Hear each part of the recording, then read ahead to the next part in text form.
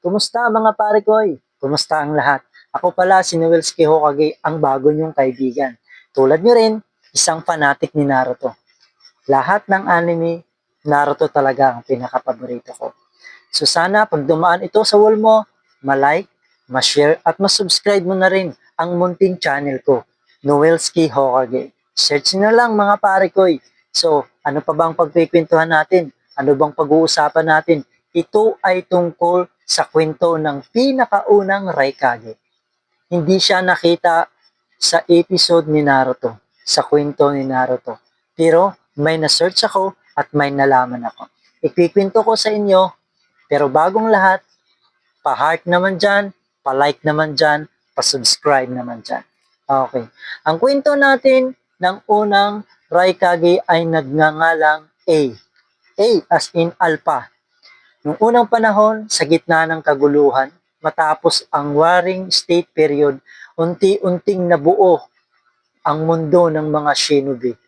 Sa mga panahong iyon, ng digmaan at kapangyarihan, may isang mandirigma mula sa lupain ng kidlat, Land of Lightning, na namumukod tangi. Siya ay si A, na kalaunay kinilalang unang Raikage.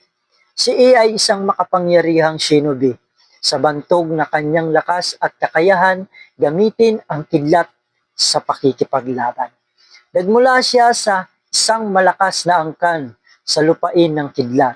Bagamat hati-hati at puno ng alitan ang rehiyon, taglay ni I ang isang pambihirang pananaw, isang pagnanais ng kapayapaan, hindi sa pamamagitan ng pagsuko, kundi sa pagkakaisa at lakas. 'Di ba? Ang lakas pala ni A. Nang nagsimula ng buuhin ang tagong nayon ng iba't ibang bansa na pinangungunahan ng pagkatatag ng Kuhuno Hagakure, si Hashirama Shinjo naramdaman na ng shinobi ng lupain ng kidlat ang pangangailangang gumawa rin ng sariling isang nayon. Sa pagkakaisang pasya ng mga pinuno ng angkan, si I ay napiling namuno at itinatag ang Kumugakure, ang nakatagong ulap ng nayon. Binigyan siya ng pamahalaang daimyo ng buong kapangyarihan bilang pinuno.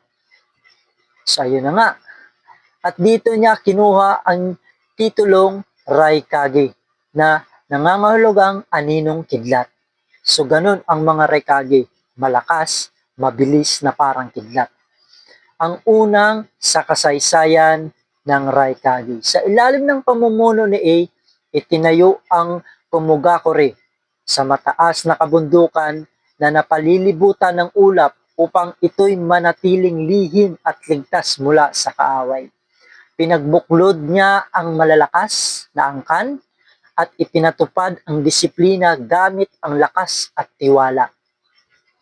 Hindi lamang siya ay isang pinuno, siya rin ay mandirigmang lumalaban kasama ng kanyang mga tauhan.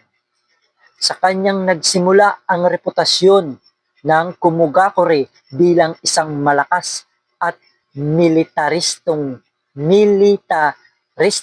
nayon. So talagang malakas ang unang Raikage. Isa sa kanyang pinakadakilaang naiambag ay ang pagtatag ng namumunong Raikage, isang pamana ng kapangyarihan at dangal. Bagamat hindi nadigmaan, nauunawaan din ni A ang kahalagahan ng diplomasya. Pinatili niya na may distansya, ngunit may respeto ang ugnayan sa iba pang nayon. Bagamat kakaunti ang tala tungkol sa kanyang huling mga taon, sinasabing iniwan ni A ang kanyang pamana sa kanyang kahalili na ang buong tiwala at dangal. Ang kanyang pangarap ay hindi lamang ang pagbuo ng isang nayon kundi ang paglikha ng isang pamayanang may lakas at karangalan na kailanmay hindi yuyuko sa iba.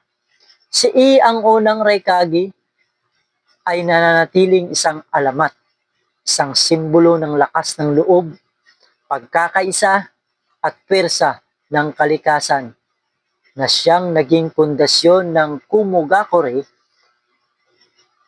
hanggang ngayon. Sinasabi ni A ng mga matatanda ng kanyang kidlat ay nananatiling kumukulog sa kabundukan. Isang paalala na pinunong bumuo ng kaayusan mula sa kaguluhan. Alright, yan yung kwento ni A. So napakalakas talaga ni A. Hindi siya nakita na noong mga episode ni Naruto. So ang nandoon ay si pangalawang Raikage, pangatlong Raikage. Di ba? So maraming salamat. Yun lamang ang may share ko tungkol sa mga Raikage. So sana mag-like, mag-share at mag-subscribe tayo. Pare ko, Noel Hokage, ang bago mong kaibigan.